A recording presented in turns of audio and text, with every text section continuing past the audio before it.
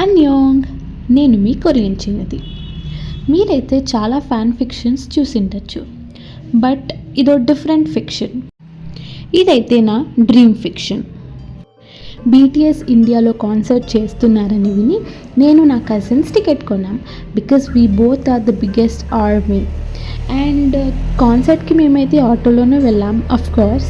And there were lot of other fellow armies and మేమందరం cheer చేస్తూ ఉన్నాం for the BTS. But surprise, అన్ని స్టోరీస్కి ఏదో ఒక ట్విస్ట్ ఉన్నట్టు ఈ స్టోరీలో ట్విస్ట్ ద ఆర్గనైజింగ్ టీమ్. బేసిక్గా ఈ ఈవెంట్ని ఆర్గనైజ్ చేసింది ఒక తెలుగు మీడియా హౌస్ లాంటిది. నా కళ్ళలో అయితే ఒక ఛానల్ లాగా వచ్చింది, తెలుగు ఛానల్ లాగా. But I don't want to take names. Basically వాళ్ళు ఏం చేశారు అంటే they forced BTS singers to sing only Telugu songs.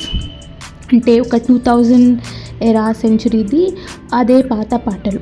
First పాటలు పాడినప్పుడు ఓకే దట్ ఈస్ ఫైన్ అనుకున్నాం. And even they don't look comfortable. And next పాట ఒక 3 to 4 సాంగ్స్ కంప్లీట్లీ ఈ తెలుగు పాటలే పాడేసరికి what the hell is going on here అంటూ నేను నా కజిన్ స్టేజ్ మీదకి ఎక్కాం. We were questioning what is going on. We paid for BTS, not this Tollywood style singing competition. ఇదైతే పాడుతా తీయగా అయితే కాదు కదా, we want BTS songs అనేసి. ఈ ప్రొటెస్టింగ్ అయితే చాలాసేపే గడిచింది. వాళ్ళు లేదు తెలుగు సాంగ్సే పాడాలి అని. But our singers are cute. BTS were also not comfortable with Suga. అందరూ మాంగ్నీల్ and everybody look so dull because they can't sing these Telugu songs.